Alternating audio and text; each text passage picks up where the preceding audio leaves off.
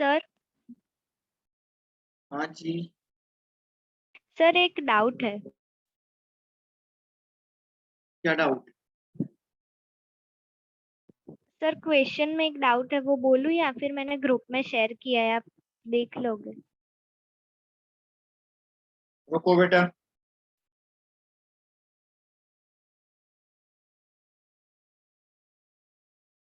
Share कब किया आप?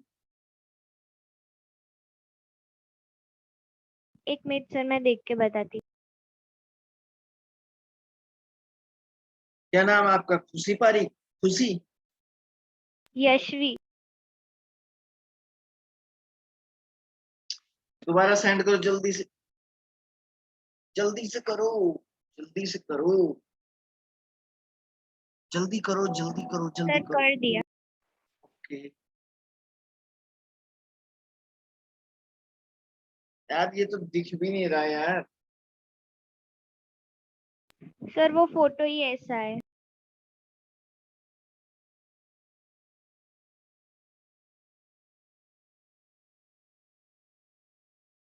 Percentage of carbon, hydrogen and oxygen 43 दिया गया है। Molecular mass. Find the value of integral number. Integral number n की वैल्यू निकालनी है ना आपको, n नहीं निकाल पा रही हो क्या? हाँ सर, कैसे निकालने वो पता नहीं चल रहा है। यार पहले वही आपको जो बताया था वो टेबल बना के सिखाया था ना। सर वो मोल रेशियो और वो वाला। हाँ, पहले वो सर टेबल। एन मतलब नंबर ऑफ मॉलिक्यूल्स ना। n को मैंने एक फॉर्मूला लिखवाया था ना, molecular formula mass. Yes, the molecular formula mass equal and empirical formula mass. Equal तो यार इनके एम्पिरिकल फॉर्मूला। हाँ सर, तो फिर हो जाएगा।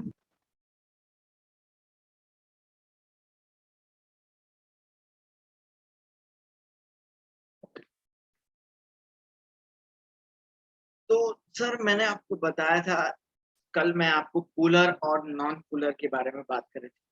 बच्चों आओ पढ़ते हैं कूलर के बारे में। पोलर कंपाउंड या पोलर बॉन्ड क्या होते हैं, आओ बच्चों उनके बारे में जान। देखिए कुछ ऐसे कंपाउंड होते हैं बच्चों, सपोज मैंने कहा हाइड्रोजन और क्लोरीन, आप देख रहे हैं। तो सर ये हाइड्रोजन और क्लोरीन के बीच में सर क्या होता है, एक सिंगल सिंगल इलेक्ट्रॉनों की शेयरिंग। क्या होता है सर? सिंगल सिंगल इलेक्ट्रॉनों की शेयरिंग होती है। इस तरीके से सर यहाँ पे ऐसी शेयरिंग होती है, ऐसे। तो एक्चुअली बेसिकली होता क्या है कि ये क्लोरीन ऑलरेडी मोर इलेक्ट्रोनेगेटिव है कंपैरिजन टू इस हाइड्रोजन एटम के कंपैरिजन में। तो इन दोनों के बीच का जो शेयरिंग इलेक्ट्रॉन पेयर डेंसिटी है,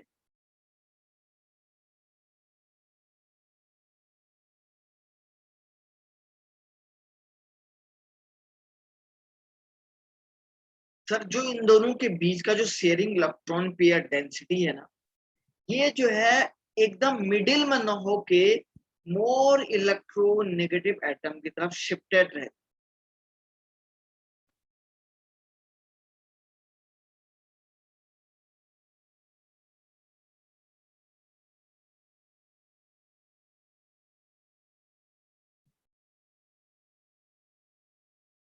shifted towards more electronegative atom. ये बीच में न रह के बच्चों एकदम कहाँ पे रहती, मैंने आपको बताया कि मोर इलेक्ट्रोनेगेटिव एटम की तरफ क्या रहता है सर, ये शिफ्ट रहता है। और ऐसे कंपाउंड में जहां जहां इस टाइप का केस रहता है ना, ऐसे कंपाउंड में जहां जहां ऐसा बॉन्ड बनता है ना सर, बॉन्ड आपका पोलर बॉन्ड होता है। तो सर ये H और Cl के बीच का जो बॉन्ड है ना, तो H और Cl के बीच का जो बॉन्ड है सर, ये कहाँ, ये इस क्लोरीन की तरफ शिफ्ट रहेगा ज्यादा। क्योंकि सर ऑलरेडी बच्चों आपको पता है कि ये जो क्लोरीन के है मोर इलेक्ट्रोनेगेटिव नेचर का है। और जब ये मोर इलेक्ट्रोनेगेटिव नेचर का होता है तो ये किसकी तरफ शिफ्टिंग रहेगा, क्लोरीन एटम की तरफ शिफ्ट रहेगा। तो आप बोलेंगे सर इस टाइप के कंपाउंड में जो बॉन्ड बनता है वो पोलर बॉन्ड होता है, और ऐसे कंपाउंड को पोलर कंपाउंड बोला जाता है। थोड़ा शॉर्ट में लिख देता हूं।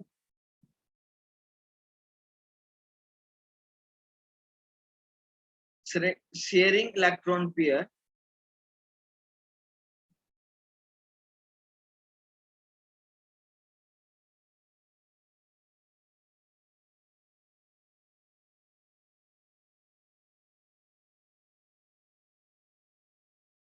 shifted towards more electronegative atom. जो शेयरिंग इलेक्ट्रॉन पेयर है ना बच्चों, यहाँ पे सर ये मोर इलेक्ट्रोनेगेटिव एटम की तरफ क्या रहते हैं, शिफ्ट रहता है। और सर ऐसे कंपाउंड में जो बॉन्ड बनता है ना, ऐसे कंपाउंड में सर जो बॉन्ड बनता है ना, उस बॉन्ड को बोला जाता है पोलर बॉन्ड।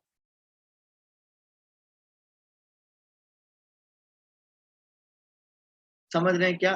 तो सर पोलर बॉन्ड बेसिकली उन दो कंपाउंड के बीच में बनता है।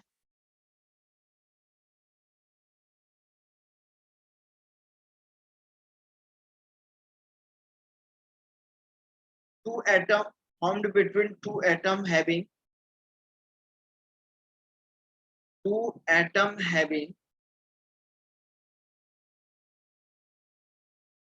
Different electronegativity. सर अगर दो एटम की इलेक्ट्रोनेगेटिविटी बिल्कुल डिफरेंट होती है ना, डिफरेंस होता है दोनों की इलेक्ट्रोनेगेटिविटी में, थोड़ा सा भी अगर डिफरेंस होता है ना बच्चों, तो हम लोग ये बोलते हैं कि सर वहां पे जो बॉन्ड बनता है उस बॉन्ड को बोला जाता है पोलर बॉन्ड। और ऐसे कंपाउंड को बोलते हैं पोलर कंपाउंड। ऐसे कंपाउंड को बोलते हैं पोलर कंपाउंड। आ रहा समझ में या नहीं आ रहा, बोलो।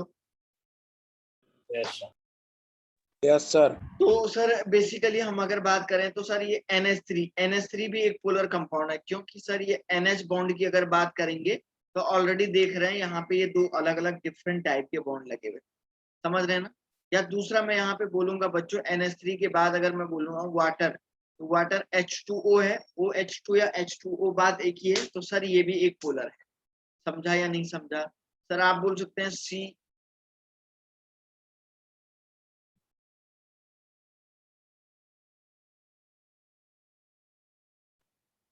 या सर आप यहाँ पे PCl3 भी बोल सकते हैं, ETC, बहुत सारे कंपाउंड है सर इसके एग्जाम्पल। इसके बारे में हम आगे और स्टडी करेंगे। कहाँ पे स्टडी करेंगे बच्चों? डाइपोल मूवमेंट में। पोलर के बारे में सर हम लोग और भी आगे स्टडी करेंगे डाइपोल मूवमेंट में। तो फिलहाल आपको लिखना यहीं पे इतना ही काफी है कि कौन सा वाला बॉन्ड जो है आपका पोलर बन सकता है। समझ में आई बात क्या? कौन सा वाला बॉन्ड सर आपका पोलर बन सकता है, बस आपको मैंने ये बता दिया, इतना आपको अपने माइंड में रखने की जरूरत है। समझा क्या? सर वो आपने क्या लिखा है सर्कल? डाइपोल मूवमेंट में आप स्टडी करोगे इसके आगे, मैं डाइपोल मूवमेंट पढ़ाऊंगा एक आध लेक्चर के बाद। समझ रहे हैं क्या? यहाँ तक आपको पढ़ना है। चलो इसको भी हो गया है, ठीक है ना, देख लीजिएगा, कोई डाउट है पूछ लीजिए।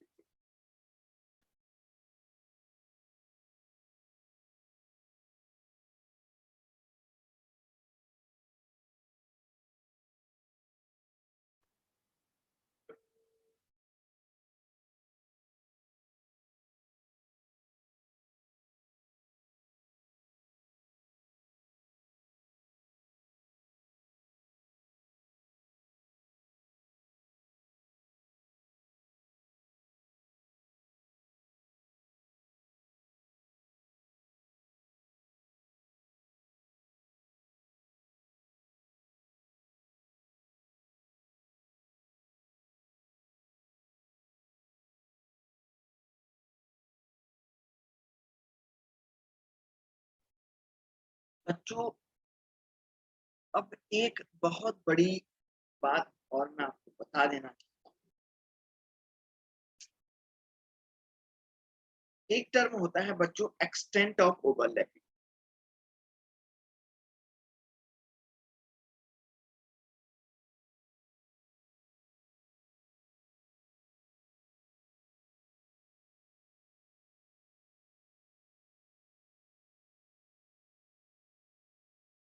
या इसमें एक और चीज बोलता हूं मैं, इसको टाइप्स ऑफ कोवैलेंट बॉन्ड भी बोलता हूँ।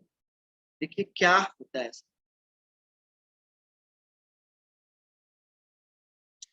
सर, यहाँ पे हमारे पास बच्चों अलग अलग टाइप का ओवरलैपिंग होता है।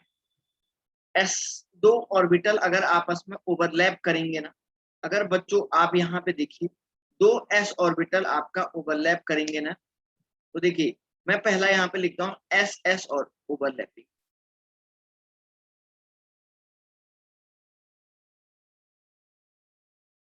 तो एस एस ओवरलैपिंग में क्या होता है कि सर दो s ऑर्बिटल, एक ये वाला s ऑर्बिटल और सर यहाँ पे एक और s ऑर्बिटल जब आपस में ओवरलैप करेगा, ऐसे आपस में मिलने के बाद ऐसा दो बना, ऐसा बना।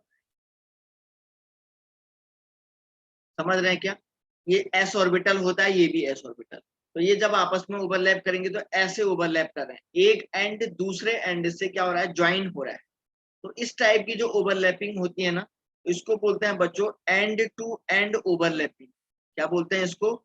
एंड टू एंड ओवरलैपिंग भी बोलते हैं इसको। समझ में आ रही बात क्या? अरे समझ रहे हैं या नहीं? हाँ या ना बोलो। Yes sir. दूसरा बच्चों आप बोलेंगे सर एसपी ओवरलैपिंग।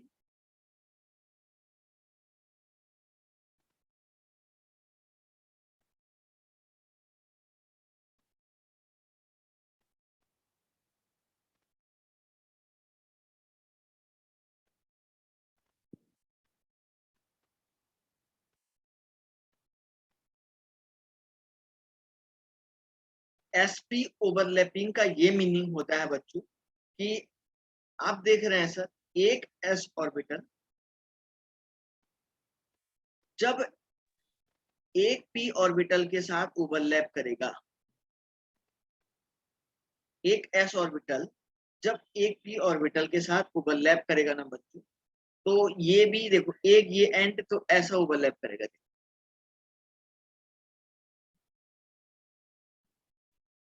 तो सर ये जो ओवरलैपिंग होगी तो ये भी आपका and to end overlapping.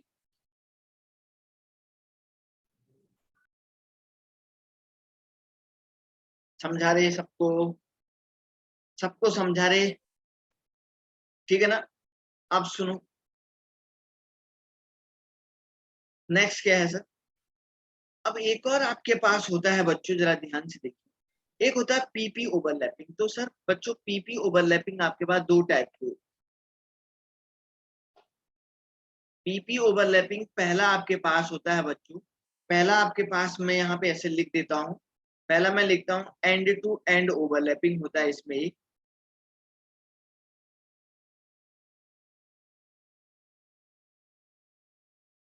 Sir end to end overlapping में ऐसी ओवरलैपिंग होती है, दो पी ऑर्बिटल, लाइट चली गई है, एक मिनट है।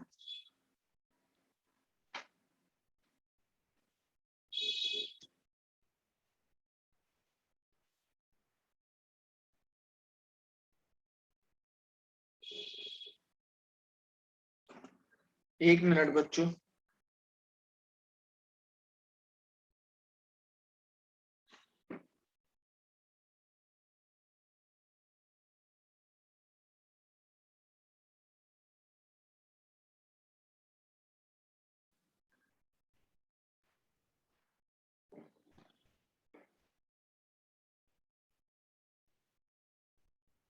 बेटा होस्ट मेरे को बनाओ।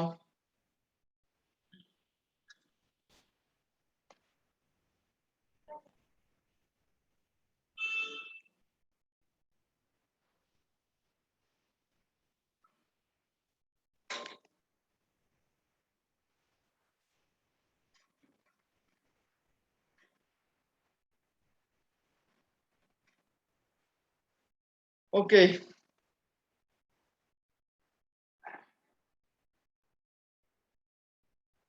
तो मैंने आपको क्या बताया था बच्चों कि पी ऑर्बिटल में सर दो टाइप की ओवरलैपिंग होती है।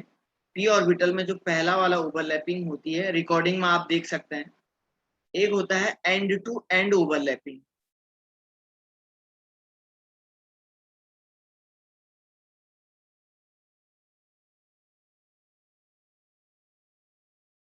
एंड टू एंड ओवरलैपिंग का मतलब ये हो गया, और सर ये दो पी ऑर्बिटल हो।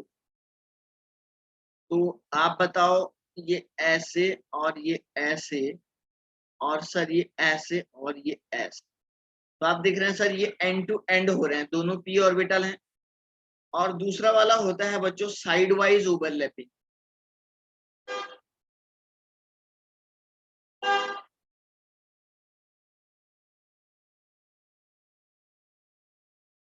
साइड वाइज में होता है कि सर अगर एक पी ऑर्बिटल ये है, दूसरा पी ऑर्बिटल ये है, तो सर ये दोनों के दोनों पी ऑर्बिटल क्या करेंगे, ऐसे साइड में ओवरलैप करते हैं, ऐसे और ऐसे। तो मतलब ये दोनों पी ऑर्बिटल ये ऐसे हो जाएंगे,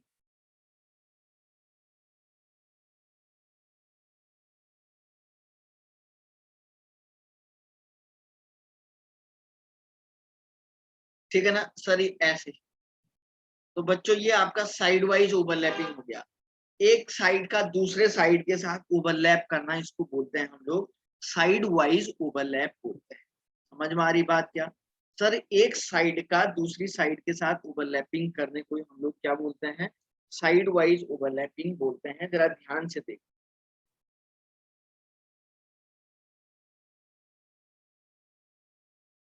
कोई दिक्कत तो नहीं है ना? सर ये No, sir. ओवरलैप होते क्यों है लेकिन? क्या बोल रहा है बेटा? ये ओवरलैप क्यों होते हैं सर? ओवरलैपिंग इसलिए होते हैं क्योंकि किसी दूसरे के साथ अगर बॉन्ड बनाएंगे ना, बेसिकली बॉन्ड इलेक्ट्रॉनों की शेयरिंग से नहीं बनता है। बेसिकली बॉन्ड बच्चों ऑर्बिटल एक ऑर्बिटल दूसरे ऑर्बिटल के साथ जब ओवरलैप करता है ना, तभी इनके बीच में बॉन्ड बनता है। तो इसी वजह से सर ये बॉन्ड बना, समझ रहा है बेटा? और सर इसमें जो SS जो है उसमें जरूरी नहीं है ना कि कोई भी प्रिंसिपल क्वांटम नंबर का हो सकता है ना, n की वैल्यू कुछ भी हो सकती है ना सर? एन कहाँ है यहाँ? हाँ, एन की वैल्यू कुछ भी हो सकती है, एन की वैल्यू कुछ भी हो सकती है। अब सुनो, तो on the basis of the overlapping बच्चों, on the basis of the overlapping,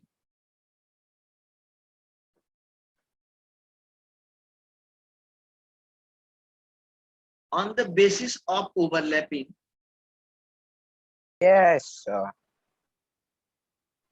आवाज नहीं आ रही?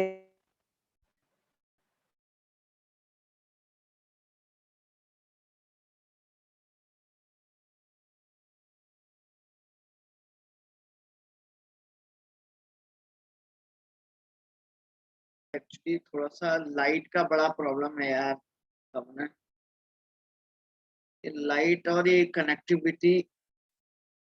ठीक जब तुम्हारा क्लास शुरू होता है ना, ये बड़ी दिक्कत है। तो तो सर अब नहीं होगा लेक्चर? देखो बच्चों,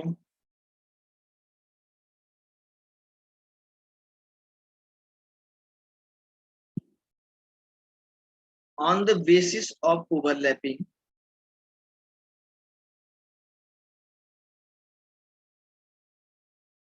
on the basis of overlapping, जो बॉन्ड है ना उसको हम दो टाइप से डिवाइड किए। ओवरलैपिंग के बेस पे हमने बॉन्ड को दो टाइप से कैटेगराइज किया है। पहला हमने किया सिग्मा बॉन्ड, सिग्मा ऐसे बोलते हैं। दूसरा बच्चों हमने किया है pi bond.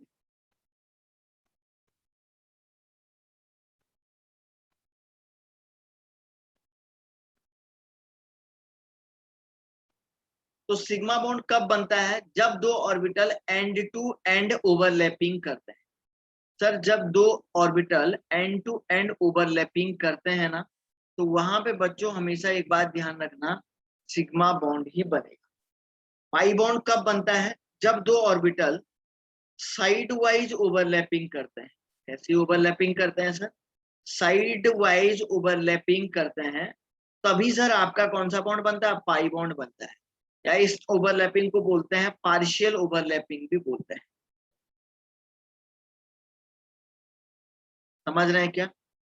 All single bond, हमेशा जितने भी सिंगल बॉन्ड है ना, ऑल सिंगल बॉन्ड ऑलवेज बच्चों ऑलवेज क्या होंगे? सिग्मा बॉन्ड होंगे। जहां भी कभी ऑलवेज कौन से बॉन्ड होंगे? सिग्मा बॉन्ड होंगे।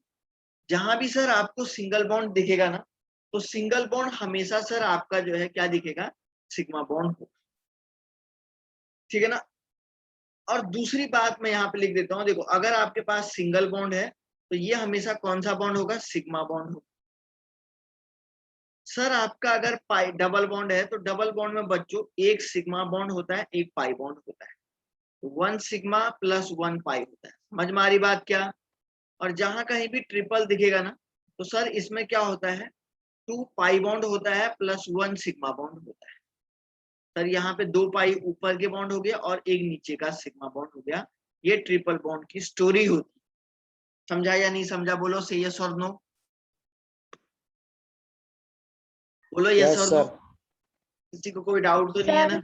हाँ आपने ये समझा है वो तो समझ में आया, लेकिन सर इधर ओवरलैपिंग मतलब क्या होता है, वो एक बार फिर से रिपीट करो ना। कौन सा वाला बोल रही हो।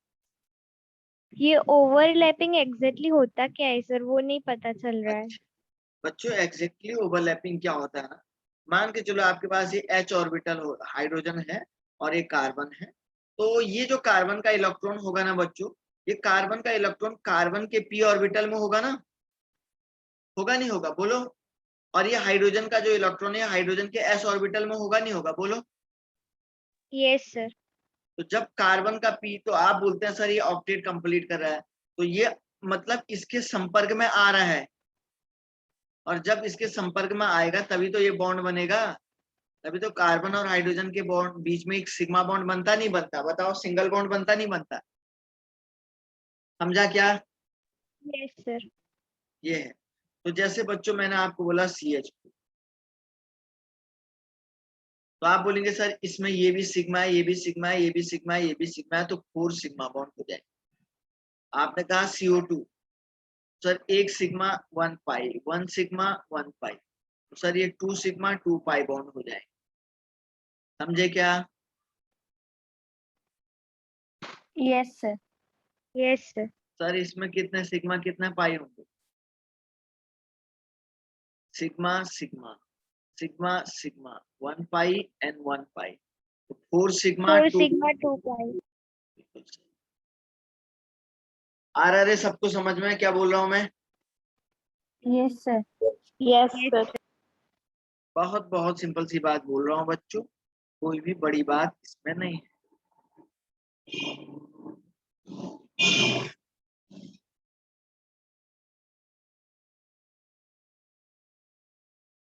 आप कोई भी एग्जांपल ले लीजिएगा, चलो एक काम करो,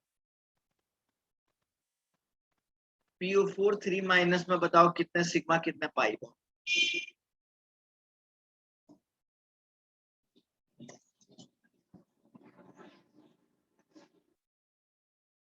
सब लोग अपना आंसर बताओ। मानव 4 व्यास, सिग्मा 1 पाई। ओके मानव व्यास कुछ बोल रहा है क्या। No sir.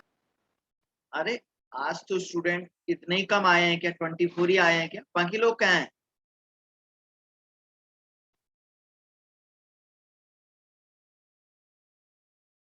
बच्चों बाकी स्टूडेंट क्या है।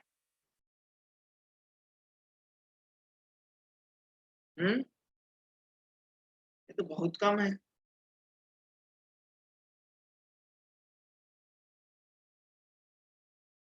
बाकी लोगों का तो कुछ पता ही नहीं लग रहा है। अब मैं ये जो पढ़ा दूंगा उनको कौन पढ़ाएगा।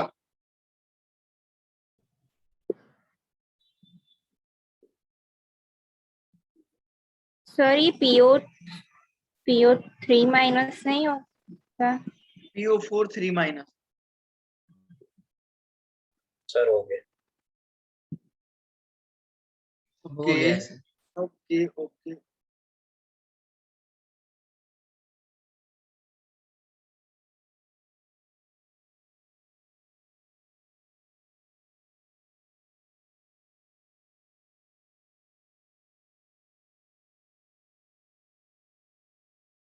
सर हो गया।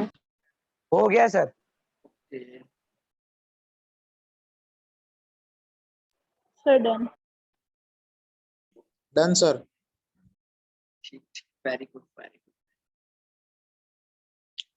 तो बच्चों एक बात और बता देता हूं मैं, अगर आप सिग्मा और पाई बॉन्ड का कंपैरिजन करें तो सिग्मा बॉन्ड ऑलवेज जो है मोर मोर स्ट्रॉन्गर होता है।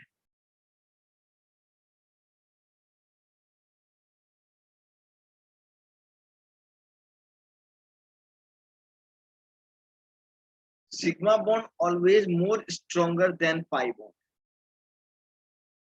क्यों होता है सर? बिकॉज जो एक्सटेंट ऑफ ओवरलैपिंग है ना, मतलब ओवरलैप करने की जो टेंडेंसी है ना, उसको बोलते हैं extent of overlapping.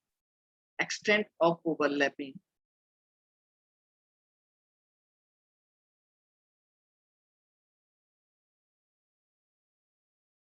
is more possible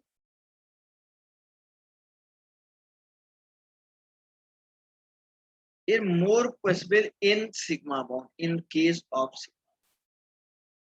sigma bond की केस में sir extent of overlapping sir बहुत ज्यादा पॉसिबिलिटी होती है, तो इसलिए ये ज्यादा स्ट्रॉन्गर होता है। इस बात को बिल्कुल आप जो है नोट कर लीजिएगा, नोट करके लिखा हुआ है और बहुत इंपॉर्टेंट। समझे या नहीं समझे? यस इंपॉर्टेंट भी है और इसको आप बच्चों नोट करके लिख लीजिएगा। अच्छा चलो, यहाँ तक सबको क्लियर है तो आगे मैं वैलेंसी बॉन्ड थ्योरी की तरफ पढ़ता हूँ। यहाँ तक सबको क्लियर है तो हाँ बच्चों सर। Actually sir. मुझे आज काफी इंपॉर्टेंट हाँ। टॉपिक पढ़ाना था, फिर कल बच्चे आएंगे और बोलेंगे सर समझ में नहीं आया, और वो फिर बड़ी दिक्कत वाली बात है, क्योंकि भाई कहाँ से आएगा समझ जब पूरे बच्चे आते ही नहीं है तो।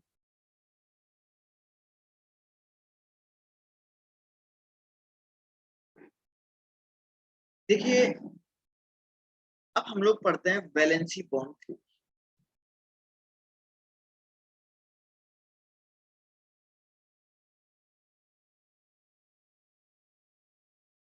इसको हम लोग बोलते हैं बच्चों बीबीटी। एक्चुअली में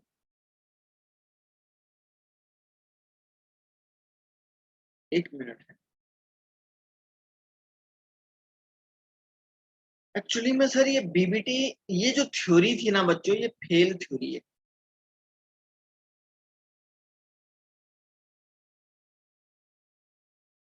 एक्चुअली ये फेल क्यों हुई इसके बारे में मैं आपको बताता हूँ। इन्होंने क्या कहा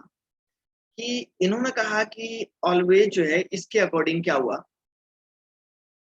ओवरलैपिंग में हमेशा किसी भी ऑर्बिटल के वैलेंसी ऑर्बिटल पार्टिसिपेट करते हैं।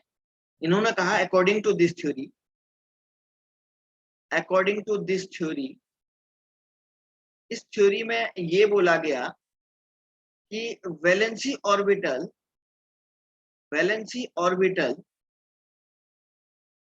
ऑलवेज टेक पार्ट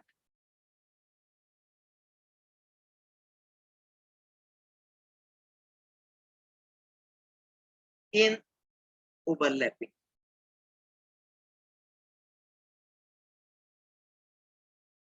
ठीक है ना? तो मतलब जो वैलेंसी सेल के ऑर्बिटल हैं, जो वैलेंसी ऑर्बिटल हैं सर, इनके अकॉर्डिंग जो है कि होता क्या है कि इनके अकॉर्डिंग क्या है, वो हमेशा पार्टिसिपेट करते हैं।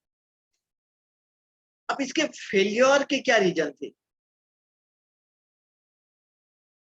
फेलियर ऑफ बीबीटी, ये थ्योरी एक्चुअली ये फेल हुई है। मैं बस इसके बारे में आपको समझा रहा हूँ।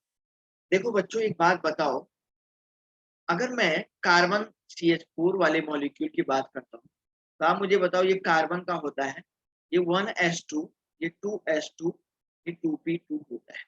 सर ये इसके वैलेंसी सेल के ऑर्बिटल है, और हाइड्रोजन का 1 होता है सर, हाइड्रोजन का 1s1s ऑर्बिटल है। तो अगर आप ग्राउंड स्टेट का कॉन्फ़िगरेशन लिखेंगे तो ग्राउंड स्टेट का मतलब वैलेंसी सेल में जो है, तो सर एक तो ये इसका 2s का ये वाला ऑर्बिटल हो जाएगा, ये 2s का, और सर ये आपका क्या हो जाएगा, ये 2p का हो जाएगा। इसमें सर आपके अकॉर्डिंग 2 इलेक्ट्रॉन है और इसमें सर 1 इलेक्ट्रॉन। अगर आप इसको थोड़ी सी एनर्जी दोगे तो ये एक्साइटेड स्टेट में चला जाएगा। एक्साइटेड स्टेट में क्या कॉन्फ़िगरेशन रहेगा इधर, सर जो पेयरिंग वाला इलेक्ट्रॉन है ये सीधे अनपेयर हो जाएगा, मतलब ये यहाँ से ऐसे ऐसे और ऐसे हो जाएगा, मतलब ये वाला इलेक्ट्रॉन सीधे इधर अनपेयर हो जाएगा। समझे क्या? समझे क्या? सर ये रिपीट करो ना। सर वो ओके हो गया। छोटी सी बात को यार आप समझ नहीं पाते। देखो यहाँ पे बच्चों ये वैलेंसी ऑर्बिटल है, इनके अकॉर्डिंग डीपीटी में ये बोला गया था कि सर जो वैलेंसी ऑर्बिटल है वो हमेशा बॉन्ड फॉर्मेशन में पार्टिसिपेट करते हैं। तो मैंने यहाँ से ये क्या किया, ये इसका ग्राउंड स्टेट का कॉन्फ़िगरेशन है सर, ग्राउंड स्टेट के कॉन्फ़िगरेशन को यहाँ पे लिखा और ये 2s2 और ये 2p ऐसे लिख दिया। 2s2 में ऑलरेडी सर यहाँ पे 2 इलेक्ट्रॉन है बच्चों, आप देख पा रहे हैं जैसा कि मैंने आपके सामने लिखा हुआ है। 2p2 में आपके 2 इलेक्ट्रॉन ये लिखा हुआ है। जैसे ही आप इस ऑर्बिटल को दोनों के दोनों ऑर्बिटल को थोड़ी सी एनर्जी को प्रोवाइड कराओगे तो ये एक्साइटेड स्टेट में चला जाएगा, हायर एनर्जी लेवल में चला जाएगा। तो मतलब हायर एनर्जी लेवल में जाएगा तो जो यहाँ से जो डबलिंग वाला इलेक्ट्रॉन है वो सीधे सिंगलेट में, मतलब वो सीधे इधर चला जाएगा, अनपेयर हो जाएगा, पेयर से खुल के अनपेयर हो जाएगा। सबके केस में यही होता है, समझा क्या? यस हाँ सर। सर समझ गए। अब सर इनको पेयर होने के लिए कितने हैं? एक इलेक्ट्रॉन यहाँ पे चाहिए, एक इलेक्ट्रॉन यहाँ पे चाहिए, एक इलेक्ट्रॉन यहाँ पे चाहिए, एक इलेक्ट्रॉन यहाँ पे चाहिए। टोटल कितने इलेक्ट्रॉन चाहिए? 4 इलेक्ट्रॉन चाहिए नीचे। Yes sir. यस तो एक बात बताओ, एक बात बताओ बच्चों, ये s ऑर्बिटल है, ये दोनों ये तीनों p ऑर्बिटल है। तो सर यहाँ पे देखो ये p ऑर्बिटल ऐसे एक लोग ऊपर को होगा, इस वाले का px py, ये px py और pz होगा नहीं होगा, बोलो रे? होगा यस सर। सर। यस और Yes, सर ये sir. s ऑर्बिटल होगा। अच्छा इसके साथ कौन आएगा? हाइड्रोजन के पास कितना हाइड्रोजन है? 4 है। तो हाइड्रोजन के पास कौन सा ऑर्बिटल है? s ऑर्बिटल है या नहीं है? Yes, yes sir. है ना? तो सर हाँ सर। तो यहाँ से ये हाइड्रोजन आएगा ऐसे, तो इसके साथ ऐसे ओवरलैपिंग करेगा, एक हाइड्रोजन इधर, दूसरा हाइड्रोजन इधर पे आएगा, तीसरा हाइड्रोजन इधर पे आएगा, चौथा हाइड्रोजन अलग इधर पे आएगा। आएगा नहीं आएगा? आएगा नहीं आएगा? तो Yes, sir. एक बॉन्ड ये बन गया, एक बॉन्ड ये बन गया, एक ये बन गया, एक ये बन गया, बन गया 4 बॉन्ड। यस तो सर आप देखो एक ऑर्बिटल एक बॉन्ड तो एस ओवरलैपिंग से बना हुआ है, बना है या नहीं बना हुआ है? Yes sir. Yes, sir. दूसरा Yes, sir. ये sp से बना हुआ है, ये भी sp से बना है, ये भी sp से बना हुआ है, बना है या नहीं बना हुआ है? Yes sir. तो आप देख रहे हैं Yes, बच्चों sir. ये तीनों क्या है? सिमिलर है या नहीं है? तो कहने का Yes, मतलब है कि सर अगर आप मीथेन का स्ट्रक्चर बनाओगे तो मीथेन में आपको ये बोलेंगे कि 3 बॉन्ड सेम होंगे और एक बॉन्ड डिफरेंट होगा। यही बता रहा ना बीबीटी, इसी बात को बता रहा ना, Yes, sir. बता रहा हाँ है। सर। लेकिन प्रैक्टिकली ये बताया गया कि all bond are similar. Practically क्या पता लगाया गया हमें?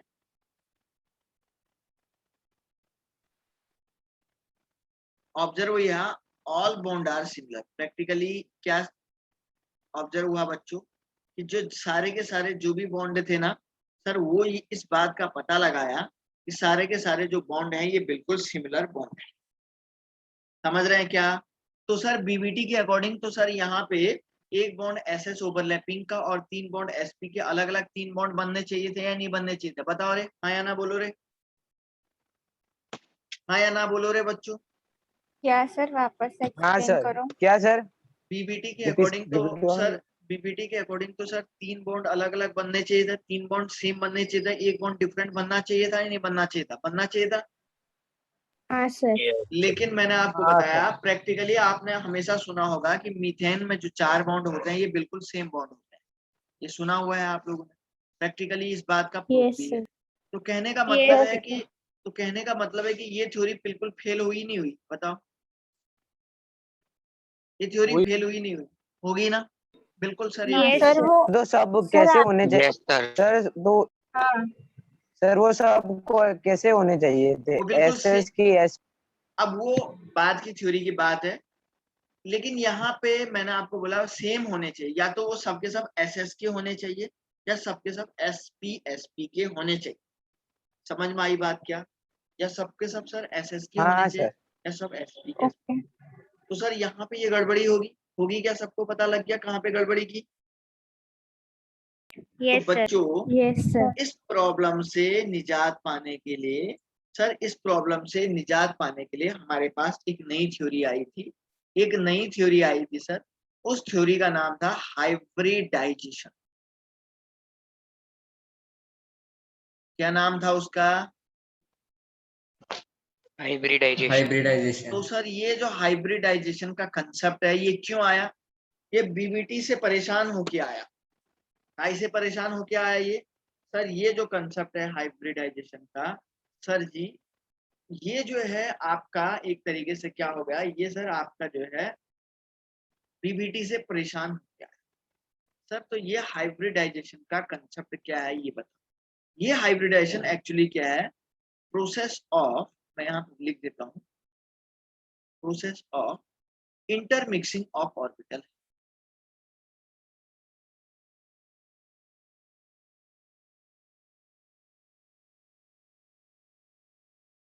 आपका ओवरलैपिंग अलग हो गया और इंटरमिक्सिंग अलग हो गया, समझ रहे हैं क्या? ओवरलैपिंग में तो ये हो गया ना सर, ये एस ऑर्बिटल है, ये पी ऑर्बिटल है, ये आपने क्या कर दिया, ये आपने ओवरलैपिंग कर दिया क्या? अरे ये ओवरलैपिंग हो गया ना बच्चों, यस सर। दो यस ऑर्बिटल। सर। तो सर इंटरमिक्सिंग क्या होता है? ये सर बिल्कुल अलग अलग होता है।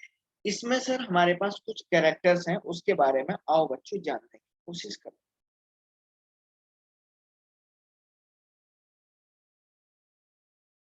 तो सर इसके कुछ फीचर्स हैं, तो मैं यहाँ पे लिख देता हूँ।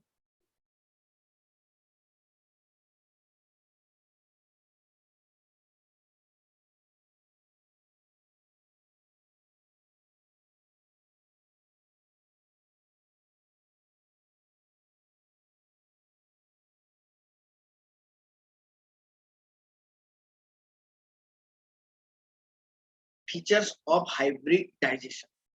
सर यहाँ पे हमारे पास इसके कुछ फीचर्स भी हैं बच्चों। तो ये एक्चुअली क्या क्या फीचर्स हैं, आओ एक एक करके सबके बारे में। तो पहला ये बोला गया सर, इस हाइब्रिडाइजेशन में ये बोला गया कि ओनली एटॉमिक ऑर्बिटल, एओ का मतलब एटॉमिक ऑर्बिटल, एओ का मतलब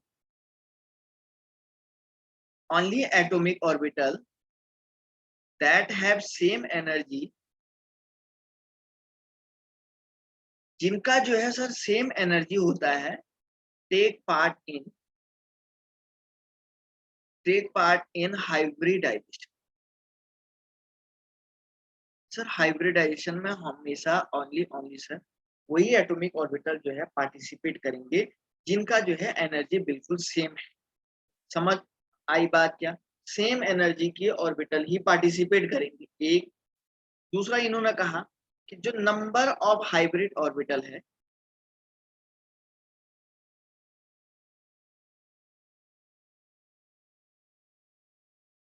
वो इजिकल टू होता है नंबर ऑफ एटॉमिक ऑर्बिटल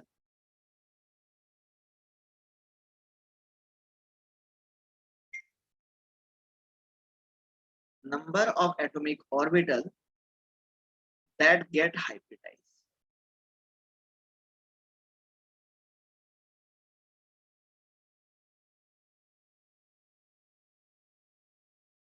इन्होंने ये बताया बच्चों, नंबर ऑफ हाइब्रिड ऑर्बिटल मतलब कहने का मतलब ये है कि सर आपके पास अगर 4 एटॉमिक ऑर्बिटल अगर हाइब्रिडाइजेशन में पार्टिसिपेट कर रहे हैं तो 4 ही नए क्या बनेंगे, हाइब्रिडाइज ऑर्बिटल बनेंगे। सर आपने कहा कि सर यहाँ पे 3 एटॉमिक ऑर्बिटल पार्टिसिपेट कर रहे हैं, तो आपके पास जो जो नए ऑर्बिटल बनेंगे, जो 3 ही क्या बनेंगे सर, हाइब्रिड ऑर्बिटल भी कितने होंगे, 3 ही होंगे। समझ में आ रही बात क्या? अगर आपने सर ये कहा, आप प्लीज दोनों पॉइंट मैंने रिपीट आपको करो ना। बोला कि पहली बात तो ये है कि सर वही ऑर्बिटल हाइब्रिडाइजेशन में पार्टिसिपेट करते हैं जिनकी एनर्जी बिल्कुल सेम होती है। दूसरा सर ये बात बोली गई कि नंबर ऑफ हाइब्रिड ऑर्बिटल, अगर सर आपके पास जितने एटॉमिक ऑर्बिटल पार्टिसिपेट करेंगे ना हाइब्रिडाइजेशन में, उतने ही नए हाइब्रिड ऑर्बिटल बनेंगे। आपने कहा सर अगर 3 एटॉमिक ऑर्बिटल पार्टिसिपेट कर रहे हैं तो 3 आपके जो है सर हाइब्रिड ऑर्बिटल ही बनेंगे। आपने कहा सर आपके जो है 10 एटॉमिक ऑर्बिटल हाइब्रिडाइजेशन में पार्टिसिपेट कर रहे हैं तो सर आपके 10 हाइब्रिड ऑर्बिटल ही बनेंगे। आया समझ में? सर हम्म? सर ये फर्स्ट पॉइंट में आपने A.O लिखा है वो क्या, एक बार बताओ। यही तो 2 बार बताया था यार मैंने, कितनी बार, यही तो तुम्हारी प्रॉब्लम है।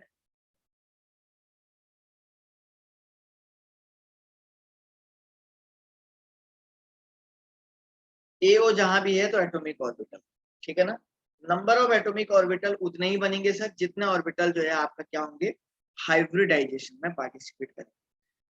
तो जो हाइब्रिड ऑर्बिटल हैं उनके सर उनके जो है एनर्जी बिल्कुल सेम होनी चाहिए। हाइब्रिडाइजेशन में मैं ये बोलूंगा जिनकी एनर्जी सेम है, ठीक है ना, या मैं यहाँ पे ये बोलूंगा कि सर एनर्जी सेम वाले। अब आप बोलेंगे सर एस ऑर्बिटल की एनर्जी तो अलग होती है, पी ऑर्बिटल की एनर्जी अलग होती है, तो वो हाइब्रिडाइजेशन में पार्टिसिपेट कैसे करेंगी? समझ रहे हैं ना, मैंने यहाँ पे लिखा वही एटॉमिक ऑर्बिटल पार्टिसिपेट करेंगे जिनकी एनर्जी सेम होती है। तो आप बोलेंगे सर अगर आप एस और पी ऑर्बिटल को आपस में इंटरमिक्स करेंगे तो इनकी तो दोनों एनर्जी अलग अलग है, तो ये कैसे पार्टिसिपेट करेंगे हाइब्रिडाइजेशन? अरे ये बनता है या नहीं बनता कंसेप्ट आपके माइंड में? Yes sir. तो मैं तीसरा एक और लाइन N+L वाली एनर्जी होती है इसमें। हाँ हाँ वही sir. Hybridize orbital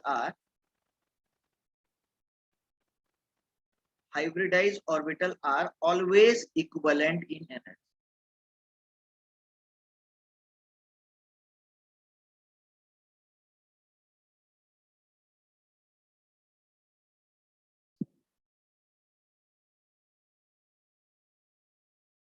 equivalent, always equivalent in energy and shape. Energy और शेप में सर दोनों के दोनों इक्वल होते हैं। आओ देखो कैसे चेक करते हैं। ध्यान रखिएगा सर, जो ऑर्बिटल हाइब्रिडाइजेशन में पार्टिसिपेट करेगा इस बात का ध्यान रखिए सर उसकी एनर्जी बिल्कुल इक्वल होगी, तभी वो हाइब्रिडाइजेशन में पार्टिसिपेट करने के काम आ सकता है, अदरवाइज सर वो पार्ट नहीं करेगा। समझ में आई बात क्या? अदरवाइज बच्चों को पार्टिसिपेट नहीं करेगा। तो आओ मैं यहाँ पे इसका एक नया तरीका बता देता हूँ। देखो सपोज आपने कहा सर एक एस ऑर्बिटल और एक पी ऑर्बिटल हाइब्रिडाइजेशन में पार्टिसिपेट करेगा, तो कौन सा हाइब्रिडाइजेशन करेगा? एसपी हाइब्रिडाइजेशन आएगा नहीं आएगा उसके केस? यस। Yes sir. जब आपका एस और पी करेगा। अब सुनो इधर सुनो इधर सुनो।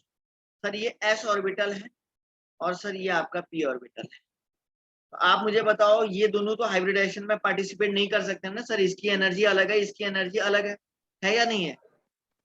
Yes sir. तो बच्चों हम पहले इनको क्या करेंगे, इंटरमिक्स करेंगे। इंटरमिक्स करेंगे तो कितने ऑर्बिटल ने पार्टिसिपेट किया है? 2 ऑर्बिटल ने किया ना? कितने ऑर्बिटल ने पार्टिसिपेट किया? यस। 2 2 एटॉमिक। ऑर्बिटल। तो हाइब्रिड ऑर्बिटल कितने बनेंगे नए? 2। दो ही 2। बनेंगे। तो सेम एनर्जी के बनेंगे। अब देखो ये ऐसे मैं यहाँ पे लिख देता हूँ, ऐसे ऐसे बना रहा हूं। तो देख रहे हैं ना, एक एसपी का कॉम्बिनेशन ये है, एक एसपी का कॉम्बिनेशन, तो दोनों दोनों सेम एनर्जी के बने नहीं बने? आप सेम शेप सेम एनर्जी के बन गए क्या? Yes sir. है ना? Yes sir. Yes sir. Sir ये सेम कैसे हुआ सर, एस प्लस पी और एस पी सेम कैसे? अरे 2 बन गए ना, 2 एटॉमिक ऑर्बिटल ने पार्टिसिपेट किया, तो सर 2 आपके हाइब्रिड ऑर्बिटल भी तो 2 बन गए। सर तो मतलब ये हाइब्रिडाइजेशन की प्रोसेस हो गई ऐसा माना जाएगा ना? अब ये वाले इंटरमिक्सिंग हो गया तो। इंटरमिक्सिंग, हाँ। अब सर ये जो इंटरमिक्स्ड ऑर्बिटल है ये पार्ट करेंगे हाइब्रिडाइजेशन, ये वाले पार्ट करेंगे, ये नहीं, क्योंकि सर इनकी तो एनर्जी अलग अलग होगी ना। अरे इनकी एनर्जी, ये सेम Yes, एनर्जी sir. वाले सर, ये सेम एनर्जी वाले पार्टिसिपेट करेंगे। पर नहीं सर वो समझा? पहले वाले कैसे पार्टिसिपेट मतलब होंगे? वो कर भी नहीं सकते ना, क्योंकि उनको ही तो इंटरमिक्स करके सर दूसरा बनाया है। हाँ हाँ, इनको इंटरमिक्स, बिना इनके तो ये बनेंगे ही नहीं, तो इनका होना भी जरूरी है। समझ रहे हैं ना? सर दूसरा वाला देखो, अगर मैं एक एस के ऑर्बिटल और 2 पी के ऑर्बिटल को जब आपस में इंटरमिक्स करता हूँ तो sp2 टाइप का हाइब्रिडाइजेशन बनाता है। कौन सा हाइब्रिडाइजेशन बनाएगा बच्चों? sp2 टाइप का बना। तो सर एक एस ऑर्बिटल ले लो, सर 2 पी ऑर्बिटल ऐसे ले लो, तो बताओ बच्चों इंटरमिक्स कर दिया आपने, तो मुझे बताओ 1 2 3, तो 3 नए ऑर्बिटल बनेंगे नहीं बनेंगे सेम एनर्जी के? Yes. तो ये sp2 इसको बोलेंगे, ये भी sp2 है, ये भी sp2। समझ में आया क्या? एक बात और बताओ सर, अब एक देखो, एक s का ऑर्बिटल और 3 p के ऑर्बिटल जब आपस में मिलेंगे तो sp3 वाला हाइब्रिडाइजेशन बनाएंगे। Yes, sir. यस। सर कौन से पार्ट लेंगे सर, वो आपने क्या बोला? क्या?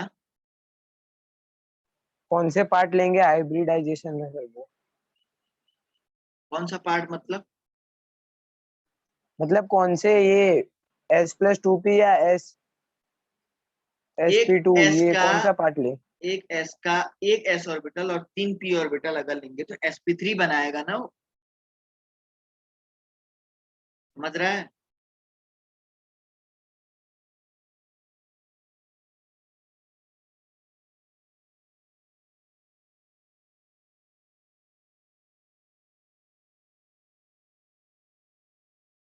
तो ये सब क्या है? sp3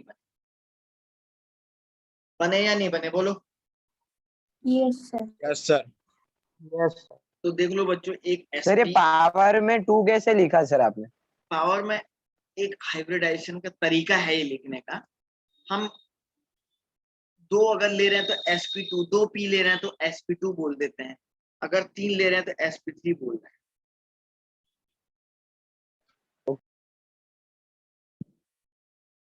ठीक है ना? Yes, sir. तो यस ऐसा ऐसा है। तो ये समझ में आया ना सभी को, क्या बोला मैं? Yes, sir. आ गया सर। ओके गाइस, सर इसमें एनर्जी बढ़ जाती है बाद में? मतलब मैं समझा नहीं। यानी सर वो जो एनर्जी इक्वल करनी है सारे जो फॉर्म हो रहे हैं आगे, तो एनर्जी बढ़ जाती है सर बाद में? एस ऑर्बिटल की अलग एनर्जी होती है और पी ऑर्बिटल की अलग एनर्जी होती है, हाँ तो मिक्स होके बाद में वो बढ़ जाती है यानी? हाँ हाँ।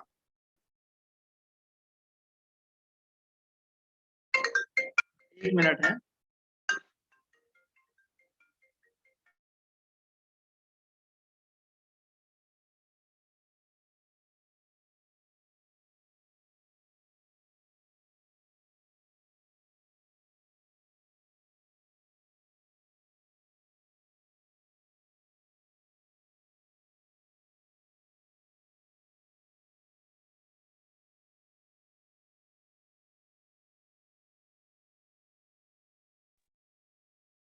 ओके, तो बच्चों अब नेक्स्ट पॉइंट क्या है? नेक्स्ट पॉइंट ये बोला इन्होंने, only valency orbital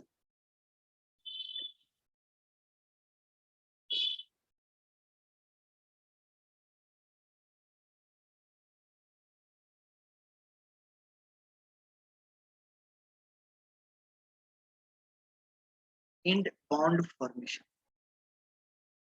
only valency वाले ही सर यहाँ पे, ओनली वैलेंसी मैं यहाँ पे बोलूंगा, only orbital present in valency shell of atom take part in, ऐसे लिख देते,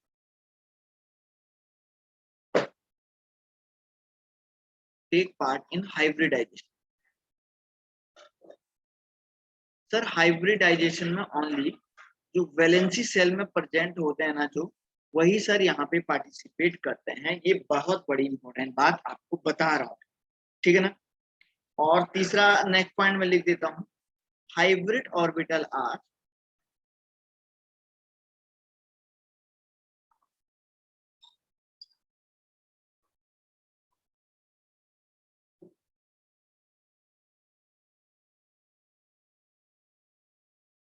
directional in nature.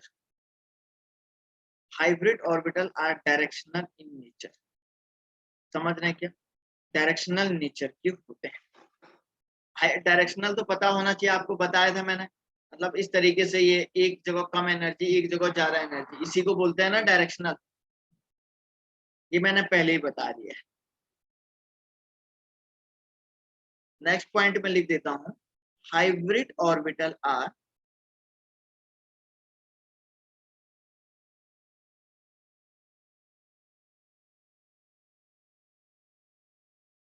arranged in such a manner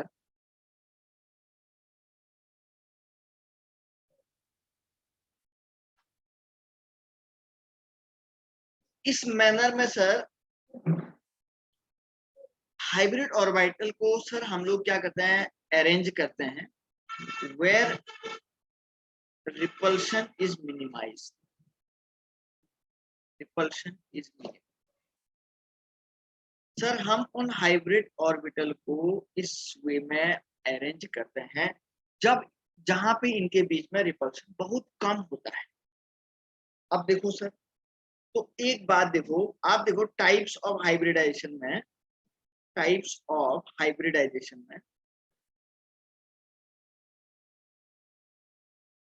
sir, types of hybridisation में तो जो पहला टाइप का हाइब्रिडाइजेशन है सर, वो आपका होता है sp हाइब्रिडाइजेशन। तो sp में आपने देखा था बच्चों, दो हाइब्रिड ऑर्बिटल बने हुए थे क्या? यस यहाँ पे Yes. बना रखे मैंने, देख लो, ये देख लो, बना रखे हैं ना दो। Yes Yes, sir. तो देखो, तो ये हाइब्रिड ऑर्बिटल सर इस तरीके से अरेंज्ड होते हैं ना, इनके बीच में रिपल्शन कम होगा। तो सर इनके बीच में देखो एक यही पोजीशन है जहां पे रिपल्शन कम होगा। देखो ये एक दूसरे के ऐसे लग सकते हैं, 180 के एंगल पे लग सकते हैं या नहीं लग सकते हैं, बोलो। Yes sir Yes, sir. देख लो भाई, इसके अलावा क्या कोई और पोजीशन है क्या जब रिपल्शन मिनिमम हो रही है क्या? लीनियर वे में लगेगा नहीं लगेगा, बोलो बच्चों, लीनियर वे में लगेगा नहीं लगेगा, बोलो, Yes, sir. है ना? तो सर आप देख रहे हैं यहाँ पे जो बॉन्ड एंगल होगा सर, ये 180 का, तो ये इसका हाइब्रिडाइजेशन हो। समझ में आई बात क्या? ये इसका क्या हो गया रे बच्चों, हाइब्रिडाइजेशन हो गया है। ठीक है ना? अब मैं यहाँ पे एक काम करता हूँ सर, अब मैं यहाँ पे क्या करता हूँ कि मैं आपको बता रहा हूँ कि हम लोग जो है, हम BeCl2 का एग्जांपल ले लेते हैं। चलो देखो, BeCl2 में देखो कौन सा हाइब्रिडाइजेशन होता है। तो सर बेरिलियम है, तो बेरिलियम का 4 हो जाएगा 1s2,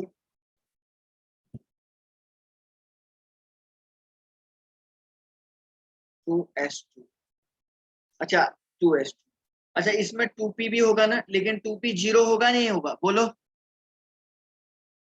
Yes, sir. Yes. तो सर अब बेरिलियम के केस में ये वाला आप जो है बैलेंसिंग सेल में ले लो। तो ग्राउंड स्टेट में सर इसको लेंगे, 1s को नहीं लेंगे, फिर न्यूक्लियस के पास में कोई बचेगा ही नहीं, बचेगा क्या? No, sir. नहीं बचेगा ना, तो ग्राउंड स्टेट में इसको ले लीजिएगा, ये ऐसा, ये ऐसा और ये ऐसा। एक्साइटेड स्टेट में क्या लेंगे बच्चों, जरा सा पेज छोटा है, तो सर ये वाला इलेक्ट्रॉन उधर चला जाएगा, इधर चलेगा Yes. नहीं चलेगा, बोलो, अरे हाँ या ना तो बोलो। Yes, Yes, sir. sir. अच्छा इधर से, तो आप देख रहे हैं कितने ऑर्बिटल पार्टिसिपेट करें, एक एस का और एक पी का, कर रहा नहीं कर रहा, बोलो। Yes, sir. तो दोनों जब आपस में इंटरमिक्स करेंगे तो ऐसा ऐसा बनाएंगे नहीं बनाएंगे, एक sp है एक sp है, बनाएंगे नहीं बनाएंगे, बोलो, है ना? यस तो सर इन दोनों को हम कैसे अरेंज करेंगे, इसी वे में अरेंज करेंगे नहीं करेंगे, बताओ बताओ रे। सर तो एस का ऑर्बिटल नहीं है। हाँ, अरे इधर वाले पेज में देखिए, अरे एक बात बता, यहाँ पे एक BeCl2 में एक s का ऑर्बिटल ही पार्टिसिपेट करेगा और दूसरा p का करेगा ना यहाँ पे। अरे ये नहीं यस देख, सर। तो अब यहाँ पे ये देख, दो सेम एनर्जी के ऑर्बिटल ऐसे बना देगा वो। तो अब आप इनको कैसे अरेंज करोगे हाँ। बच्चों, इस वे में अरेंज करोगे कि सर दोनों के बीच में क्या होना चाहिए, मिनिमम रिपल्शन होना चाहिए या नहीं होना चाहिए। हाँ अब इस, सर। अब देखो, अब क्या बचा हुआ है, क्लोरीन बचा हुआ है। तो देखो एक्साइटेड स्टेट का कॉन्फ़िगरेशन क्या था, क्लोरीन का ऐसा था, ये देखो एक्साइटेड स्टेट का ऐसा था, ऐसा था या नहीं था, बोलो।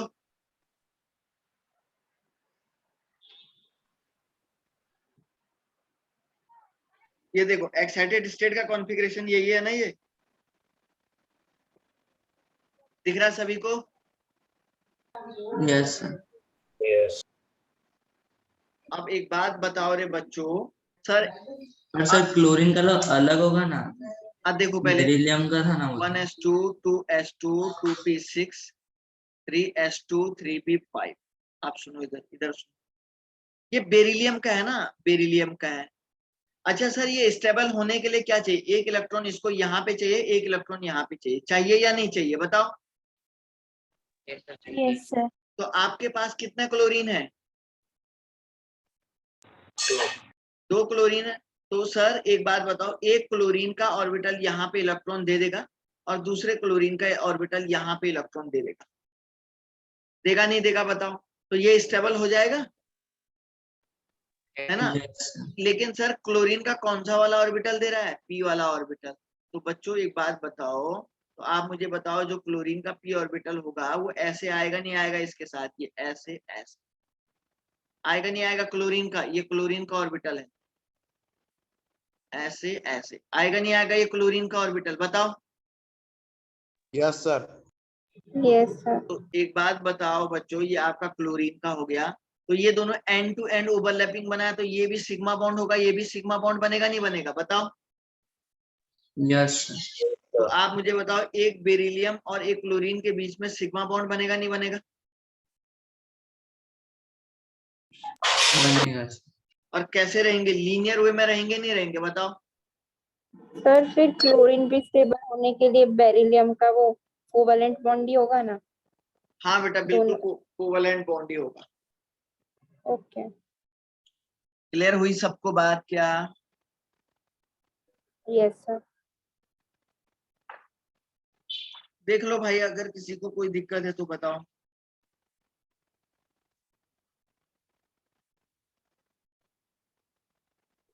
सर ये लीनियर वाला कंसेप्ट एक बार फिर से एक्सप्लेन करो ना।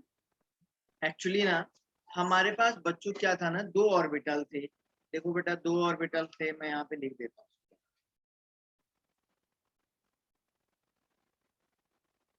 सर हमारे पास 2 ऑर्बिटल थे, ऐसे वाले 2 हाइब्रिड ऑर्बिटल बने हुए थे, ऐसे, और सर ये ऐसे। अब सर यहाँ पे क्या हुआ, अब यहाँ पे क्या हुआ बच्चों, कि सर इन 2 ऑर्बिटल को हम लोग इस तरीके से अरेंज करेंगे कि इनके बीच में रिपल्शन बहुत कम होना चाहिए। तो आप 2 ऑर्बिटल को, ये आप देखिए, इसके और इसके अलावा हमारे पास कोई भी तरीका नहीं है कि मैं इनको अरेंज कर सकूं। तो यही सर इसमें सबसे कम, इस तरीके में, इस वे में सबसे कम रिपल्शन होगा, इस वे में सर सबसे कम रिपल्शन होगा, तो हम ये बोलेंगे मिनिमम रिपल्शन।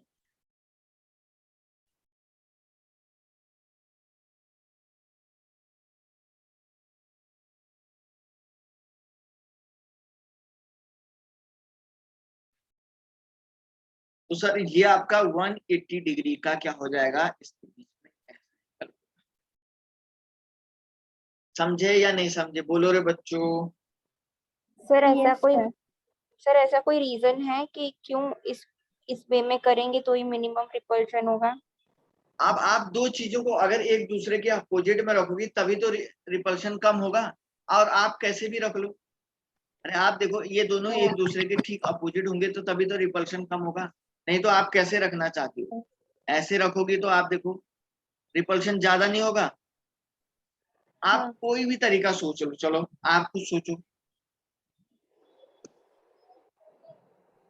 नहीं समझे क्या? हाँ सर। हाँ सर समझ में आ गया। तो सर आप कोई भी तरीका अगर देखोगी तो बच्चा आपका जो है रिपल्शन होगा ही होगा। तो जब आपका, मैं ये कह रहा हूँ कि बच्चों रिपल्शन होगा ही होगा, तो फिर तो बड़ी दिक्कत है। तो इसलिए आपके पास एक ही तरीका है कि जब रिपल्शन बहुत कम होगा, वो है सर आपका ये वाला तरीका जो मैं आपको समझा रहा हूँ। ठीक है ना बेटा? आया सबको समझ में? देख लो पहले, यस क्योंकि सर। आज एक्चुअली ये मैंने काफी ज्यादा लिखवा भी दिया है, तो ये पहले आप देख लीजिएगा। इसके ईच एंड एवरी लाइन बच्चों आप लोगों को पढ़ के आना है, बहुत अच्छे से पढ़ना है। यहाँ से देखो, यहाँ से मैंने इसको पढ़ा है हाइब्रिडाइजेशन का कंसेप्ट में, देख लीजिएगा आप। तो सर ये सारी की सारी बातें एक एक करके पढ़नी है। पहले ये कल अभी ये शुरुआत हुई है, अभी इसका एंडिंग नहीं हुआ, अभी ये बहुत लंबा है। इसलिए बच्चों पहले तो ये कल के लेक्चर में ये सबको बिल्कुल याद ऐसे होना चाहिए कि बहुत फास्ट, समझ गए ना, तभी मैं कल पढ़ा पाऊंगा, अदरवाइज बच्चों मैं कल नहीं पढ़ा पाऊंगा। आप समझ रहे हैं क्या? ओके तभी मैं कल के लेक्चर को कैसे पढ़ा पाऊंगा, क्योंकि अगर ज्यादा फिर दिक्कत हो जाएगी, क्योंकि अगर मैं और भी बताऊंगा तो काफी दिक्कत करेगा। तो पहले आपको थ्योरी थोड़ा सा याद रखनी है, समझ रहे हैं क्या? सर आप क्या बोल रहा है? लेक्चर अपलोड कर देना ना सर। अरे अपलोड तो डेली करता हूँ, समझ रहे हैं ना।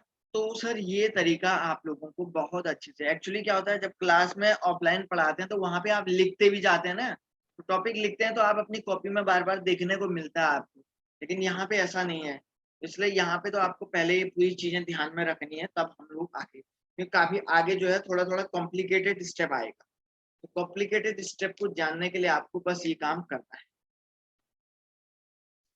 और किसी को कोई बात कहनी है तो बोलो बच्चों।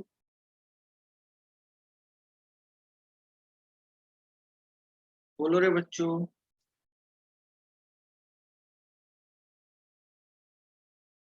आया समझ में सबको? Yes sir. तो स्टूडेंट आज का लेक्चर को मैं यहीं पे एंड करता हूँ, और मिलते हैं बच्चों आप सब लोगों से। और किसी को कोई बात कहनी है तो बोलो।